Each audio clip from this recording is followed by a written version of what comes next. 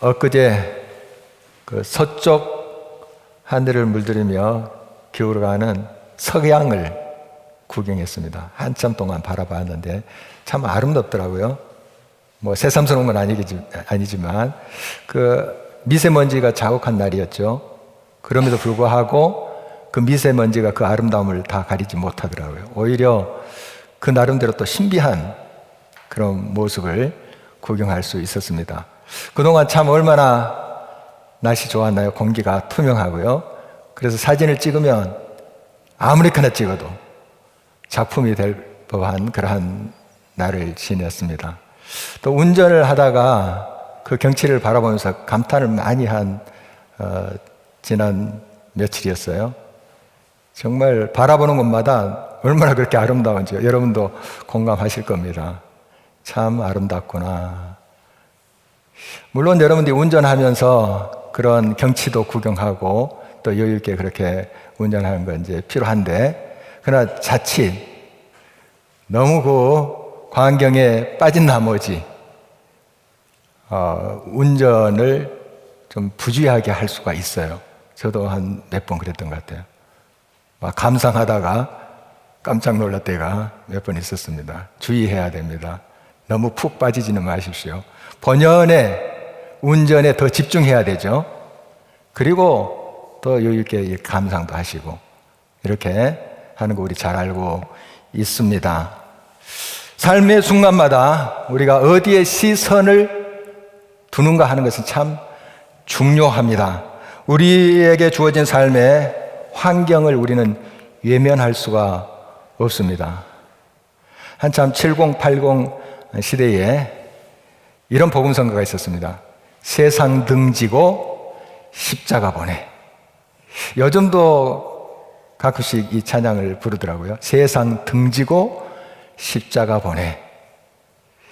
이 찬양을 좀 오해하시는 분들이 당시에 꽤 많았어요. 그래서 가정도 살피지 않고 기도원을 전전하고 또 은사 집회 쫓아다니고 그런 경우가 있었습니다. 그런데 세상 등지고 십자가를 보라는 그 의미는 우리의 삶의 환경에 불성실하라는 그런 뜻이 아니고요. 세상의 가치관 내려놓고 주님의 가치관을 바라보라, 천국의 가치관을 붙잡으라 하는 그런 의미가 아니겠습니까? 그래서 우리에게 여러 환경들이 있고 상황들이 있어요. 이걸 외면해서는 안 됩니다. 뭐 외면한다고 그 상황이 없어지는 것도 아니잖아요. 우리는 직시해야 돼요. 그리고 그것을 잘 진단해야 됩니다. 파악해야 돼요. 그것을 가지고 또 우리가 주님 앞에 가서 주님께 시선을 맞추고 간구하는 것이죠. 이것이 주님의 가치관으로 주를 바라보는 삶의 모습이라고 볼 수가 있겠습니다. 오늘 우리에게 주신 말씀을 통해서 우리는 지금 무엇에 또 어디에 누구에게 시선을 집중하고 살고 있는지 자신을 좀 진단해 봤으면 좋겠습니다. 우리가 여러 가지 상황들을 다 보면서 그 시선을 둘 수 있어요. 그러나 우리가 궁극적으로 시선을 둬야 될 대상이 무엇인가, 누군가 하는 걸 진단해 보시라는 말씀입니다. 그래서 우리는 답을 알고 있습니다. 궁극적으로 우리가 시선을 둬야 될 분은 예수 그리스도.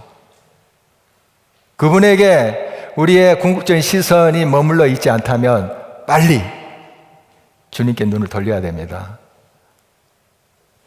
이 운전할 때 커브길은 더 주의를 해야 되죠.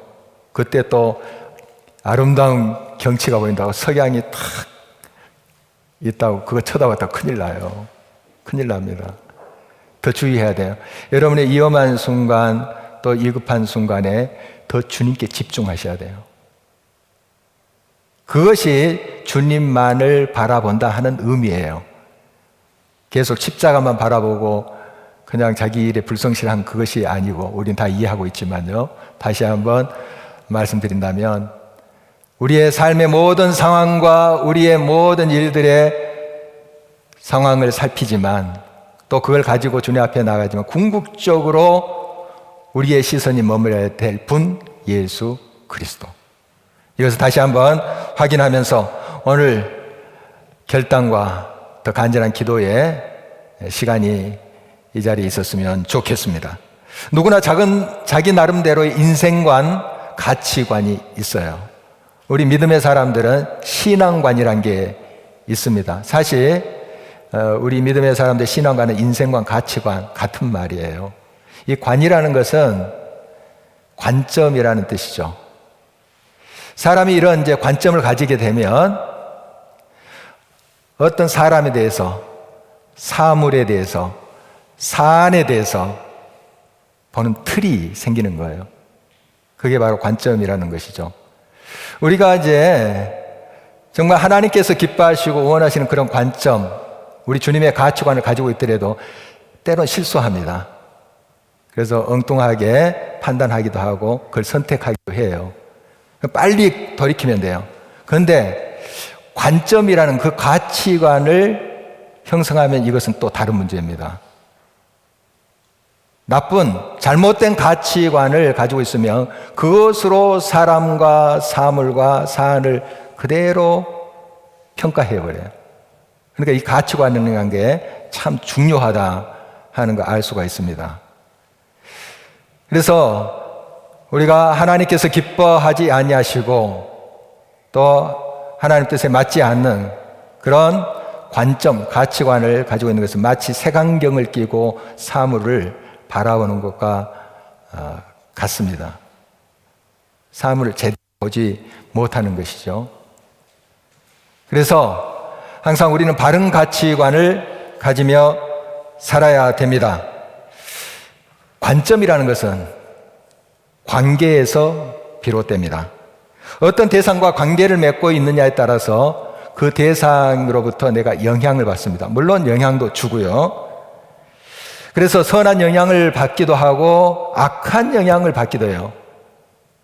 그 관계 속에서 서로 주고받는 그런 사이잖아요. 관계라는 게 어떤 삶을 통해서 또 여러 대화를 통해서 여러 느낌을 통해서 영향을 받고 또 주는 거죠. 그래서 우리는 이 관계를 바르게 해야 됩니다. 관계를 맺고 사는 우리 인간이잖아요.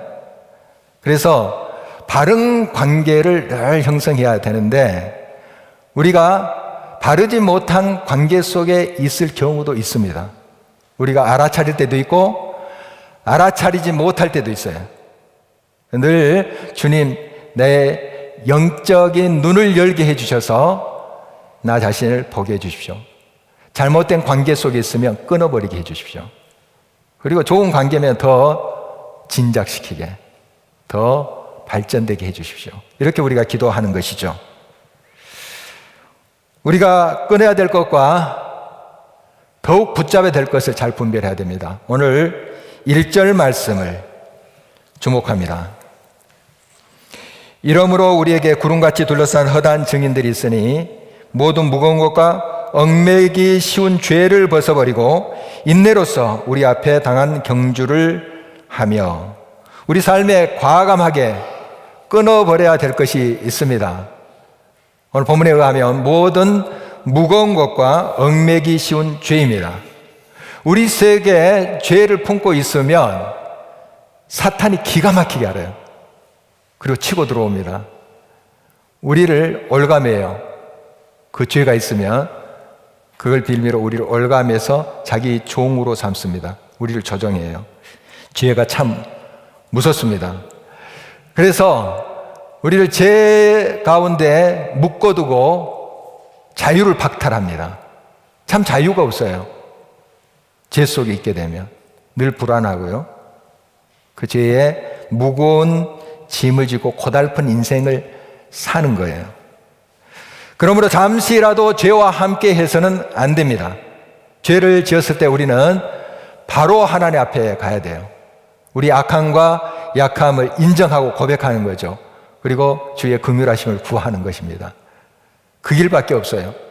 죄와 관계를 끊을 수 있는 방법은 바로 우리가 주님 앞에 가서 우리의 죄를 자백하는 거예요. 회개하는 거예요.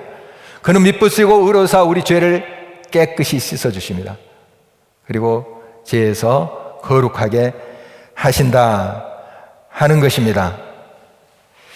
죄는 그 모양이라도 버리되 구름같이 둘러싼 허다한 증인들과는 더욱더 공고한, 견고한 그런 관계를 유지해야 됩니다. 이들은 앞서 가신 우리 신앙의 선배들과 지금 교회 공동체 안에 있는 형제 자매들입니다. 우리 성경이나 기독교 역사에 나오는 이미 이 땅에 살다가 죽으신 우리 신앙의 선배들 있죠. 그런 분들은 육신은 흙으로 돌아갔으나 그 영혼은 영생에 살아 계십니다. 아브라함, 모세, 다윗, 이사야, 다윗, 여러 믿음의 사람들은 지금 우리랑 동시간대 영혼 속에 같이 있습니다. 그래서 성경은 그 허다한 증인들이 우리 곁에 있다고, 살아서 우리 곁에 있다고 그렇게 표현을 하고 있는 것입니다. 인생이라는 이 치열한 경주 속에서 우리가 달릴 때 우리 허다한 그 증인들, 신앙의 선배들, 교우들이 응원하고 있다는 것을 여러분 결코 잊어서는 안 됩니다. 그래서 날마다 말씀 속에서 또 여러 기독교 역사를 통해서, 서적을 통해서 신앙의 선배들과 우리가 대화할 수 있습니다. 교제할 수가 있어요. 힘을 얻을 수가 있다는 사실입니다. 늘 그 관계는 더 견고하게 단단히 맺어지도록 여러분들이 함께 해야 됩니다. 관계라는 것은 함께 시간을 보내고 함께 나눌 때 형성이 되는 것 아니겠습니까? 그래서 우리가 말씀 속에서 우리 하나님도 만나지만 하나님 안에서 앞서가신 신앙의 선배들을 만나는 거예요. 대화도 할 수 있고요. 서로 영적인 교감도 할 수 있어요. 이게 우리가 영생에 있다는 의미예요.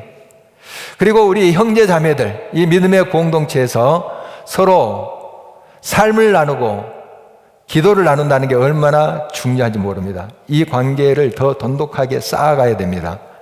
우리가 주일 예배 한번 와서 서로 성도 간의 교제가 풍성해지기란 어렵습니다.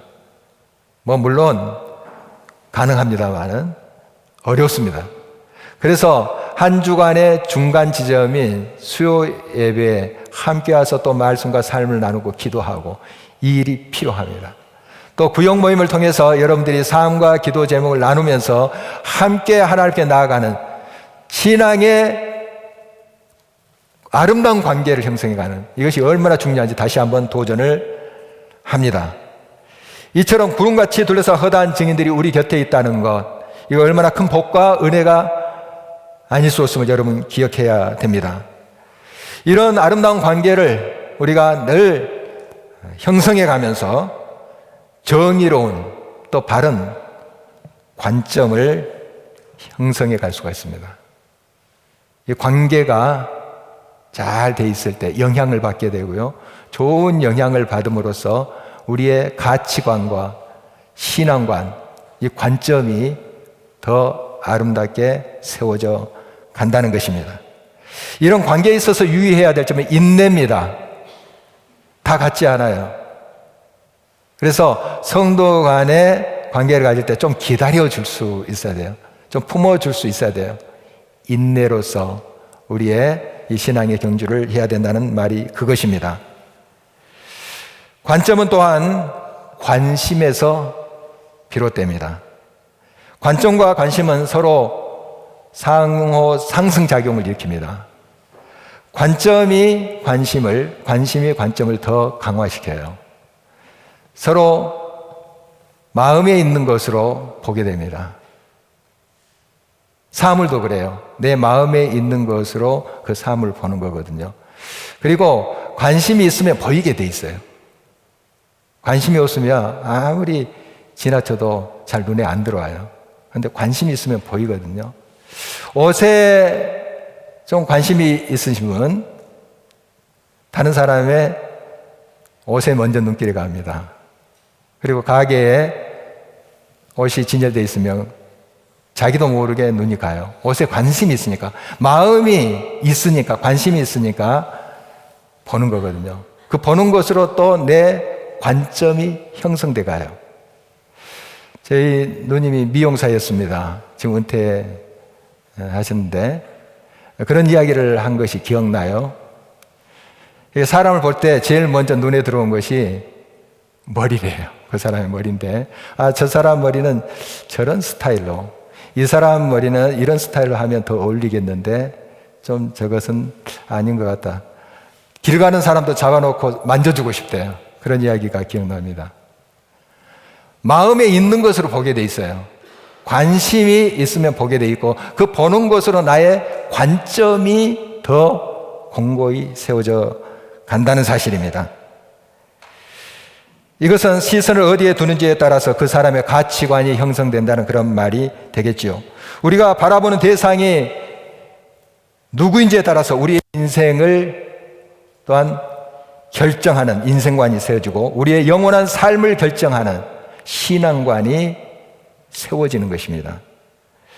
우리가 궁극적으로 주목하고 바라봐야 될 분이 누구겠습니까? 답을 알고 있죠. 예수 그리스도.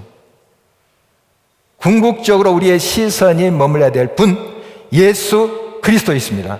그래서 오늘 2절 말씀 우리가 많이 묵상하는 말씀이죠. 다시 한번 보시겠습니다. 믿음의 주요 또 온전하게 하시는 이인 예수를 바라보자. 그는 그 앞에 있는 기쁨을 위하여 십자가를 참으사 부끄러움을 개의치 아니하시더니 하나님 보좌 우편에 앉으셨느니라. 우리는 말씀과 기도를 통해서 예수님을 바라보고 또 깊이 생각할 때 그 예수님을 닮아가게 됩니다. 우리의 야망이나 목적을 위해서 예수님을 이용하는 것이 아니라 그 모든 것들을 예수님의 발 앞에 내려놓고 예수님의 모든 뜻에 이끄심에 눈길을 두는 것입니다. 바로 이런 삶, 이런 시선으로 주님을 주목할 때 주님이 가장 아름다운 길로, 가장 풍성하고 은혜로운 길로 우리를 인도하신다는 사실입니다. 예수님이 이와 같이 바라보는 눈, 이 비움의 시선을 가질 때 우리는 예수님의 관점을 가질 수가 있습니다. 예수님이 이 땅에 계실 때 계속 비우세요. 낮아지고 또 자기를 주십니다. 이 예수님의 가치관이에요. 관점입니다.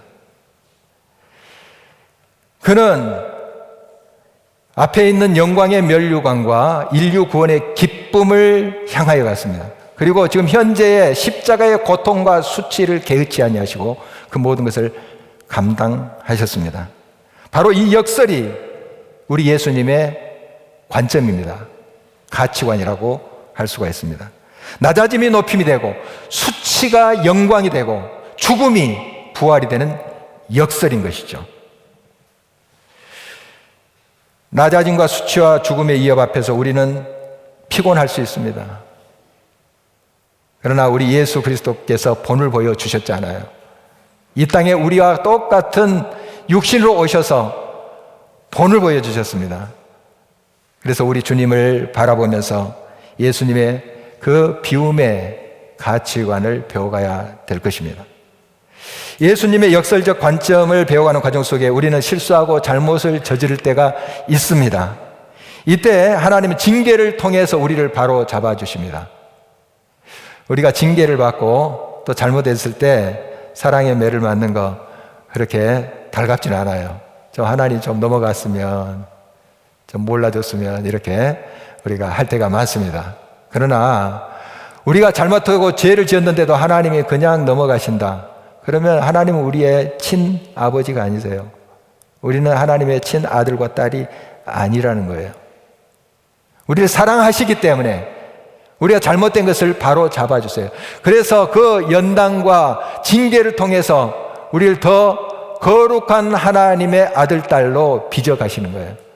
하나님의 거룩함을 닮아가게 하시는 것이죠. 그리고 하나님의 참된 의와 평강의 열매를 우리에게 안겨주신다는 사실입니다. 그러므로 우리가 잘못했을 때 매를 때리신다면, 사랑의 매를 드신다면 우리는 감사해야 될 일이죠. 여러분, 하나님이 결코 우리를 내버려 두지 아니하십니다. 다시 세우시고 아름답게 하시고 철저히 비우고 깨끗하게 하셔서 그 예수 그리스도의 가치관을 가져서 세상을 소유하고 하나님의 영광을 드러내도록 우리를 높이시는 것입니다. 우리는 어떠한 상황 가운데서도 예수님께 시선을 둬야 됩니다. 우리의 모델은 예수 그리스도이시기 때문입니다. 바로 이러한 예수님께 시선을 두는 우리의 믿음의 응답을 할 수 있는 것은 우리의 의지, 우리의 노력이 아닙니다. 이것도 성령의 은혜로 가능한 것이죠. 우리가 아무리 신앙의 연수가 많다고 해서 자동적으로 비움의 관점을 갖는 것은 아니에요. 더 신앙적으로 욕심이 많은 사람 될 수 있어요. 종교적 자기 만족감으로 채울 수 있어요. 자기 중심의 신앙이 될 수 있어요. 늘 하나님 앞에 우리 자신을 내려놓고 하나님의 은혜에 우리의 시선을 맞춰야 됩니다. 즉 예수 그리스도의 가치관에 우리의 눈길을 둬야 됩니다. 10년간 중앙아시아 그 이슬람 국가에서 의료 선교를 하시는 강요한 선교사의 책 천국의 권세에서 그는 한 청년을 소개하고 있습니다. 그 청년은 조그마한 도시에서 그 대학 생활을 하고 있었어요. 아마 자기 고향이라고 해요. 고향에 있는 그 도시인데 거기에 대학이 있었나 봅니다. 거기 이제 대학 생활을 하는데 자기 형은 그 나라의 수도에서 대학 생활을 하고 있었어요.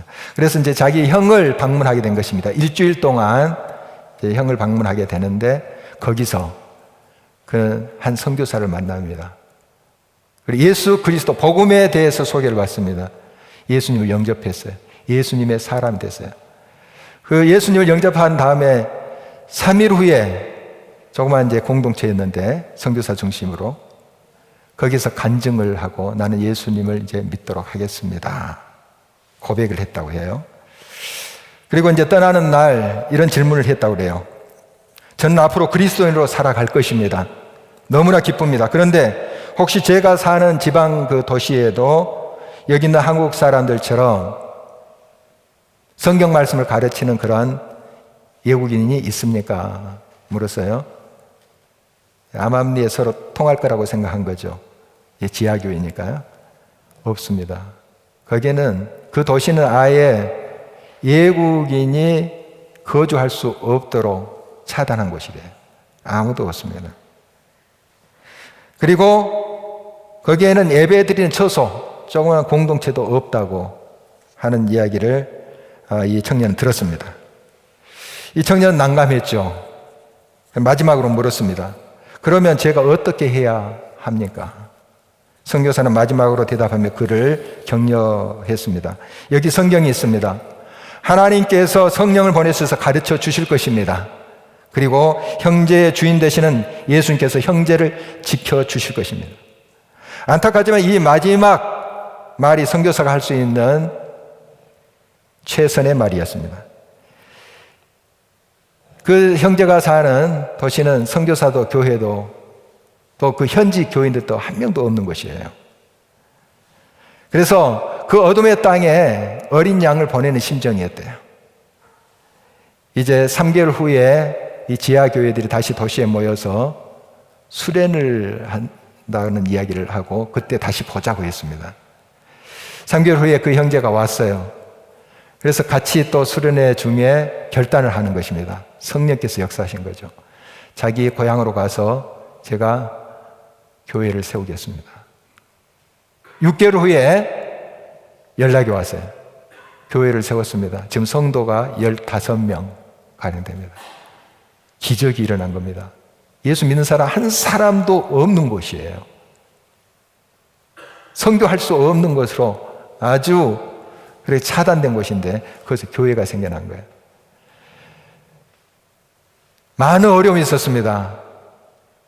한 아주머니가 이 청년을 고발한 거예요. 아주머니의 아들에게 전도했다는 이유예요.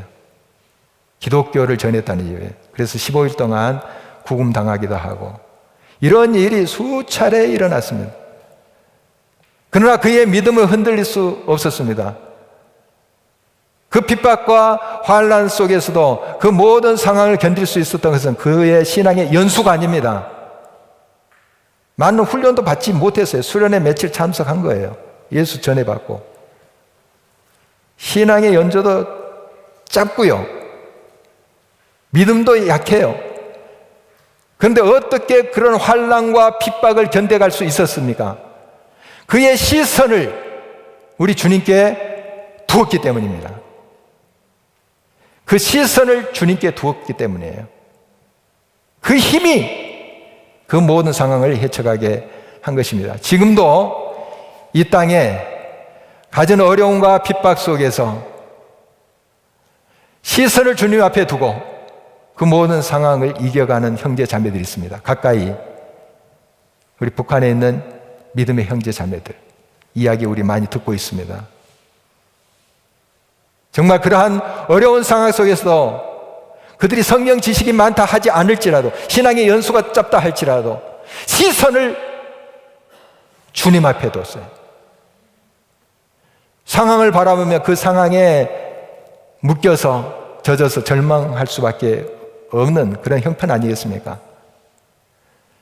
그 상황을 무시할 수는 없지만 궁극적인 시선을 주님 앞에 두었기 때문에 그 모든 상황을 능히 견디고 이겨갈 수 있었다는 것 우리 잘 알고 있습니다. 여러분의 하루를 한번 대충이라도 살펴보시기 바랍니다. 어떤 것에 시간을 많이 하려고 하고 있습니까? 성경 읽기, 기도하기, TV 보기, SNS, 동영상, 글 한번 대충이라도 한번 계산해 보십시오. 여러분 이 할애하는 시간에 여러분의 관심의 빈도가 정해집니다. 여러분의 관심이 있는 그것에 눈길이 가고 그 눈길이 가는 그 시선을 통해서 여러분의 관점이 형성돼요. 가치관이 형성돼요. 참 중요한 이야기입니다. 우리 자신을 한번 살펴보면서 우리 예수 그리스도의 가치관, 비움의 가치관을 우리 되찾아야 되겠습니다. 그 역설의 가치관을 우리가 늘 붙잡고 믿음으로 나갔으면 좋겠습니다. 믿음의 길을 가는 우리들 때론 넘어져도 다시 일어나 시선을 우리 주님께 둬야 할 것입니다. 12절 13절 말씀 보십니다. 그러므로 피곤한 손과 연약한 무릎을 일으켜 세우고 너희 발을 위하여 곧은 길을 만들어 저는 다리로 하여금 어그러지지 않고 고침을 받게 하라. 이 곧은 길을 예수님의 관점이라고 해석을 해봤습니다. 곧은 길을 만드셔야 됩니다. 이 관점을 여러분 삶 속에 형성해야 돼요. 가치관이에요. 인생관. 보는 것으로, 관심을 갖는 것으로, 관계를 맺는 것으로 이 가치관이 형성된다는 사실이죠. 여러분, 그래서 주님의 가치관으로 이 세상을 볼 줄 아는, 또 봐야만 하는 우리 크리스찬 되기를 주의 이름으로 축원합니다. 우리를 통해서 하나님의 영광이 오롯이 드러나기를 주의 이름으로 간절히 축원합니다.